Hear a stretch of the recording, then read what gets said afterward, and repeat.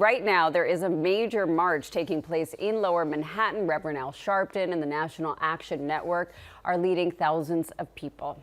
And that march coincides with the 62nd anniversary of the March on Washington. Yeah, it is the first black-led large-scale demonstration since President Donald Trump returned to the White House. So let's get out to Eyewitness News reporter Phil Taitt, who's been live there for us this morning in Foley Square with more. As Phil, we're seeing more and more people arriving for the start of the march. How's it looking?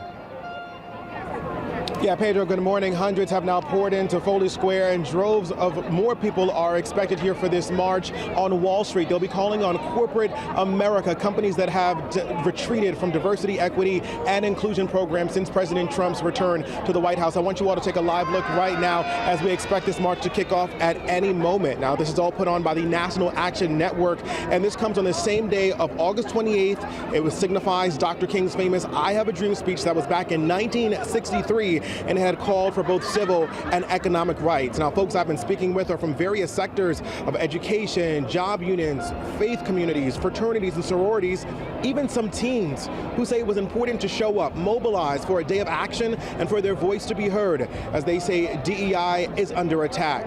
Many still outraged by action taken by the president's first day in office, uprooting DEI and its programs that were planted in the 1960s legislative movement requiring companies to comply with anti-discrimination laws. Well, some critics argue that some education and government and business programs are discriminatory and threaten meritocracy. Now, folks out here say it was important for them to stand up for what several before them fought for and to guard protections for the next generation. When DEI is under attack, what do? Stand up, fight back. We are disappointed that we have a leader in office that's not recognizing the rights and the contributions, especially being made by African American people. Today is all of us coming together in solidarity to make sure that our money is united. This means everything to me because I'm fighting for myself, my child, my children, you know, our education, our futures. You know, I don't know what the end game is, but it doesn't look good. And several are out here with signs, even bullhorns, as they're ready to ring the alarm.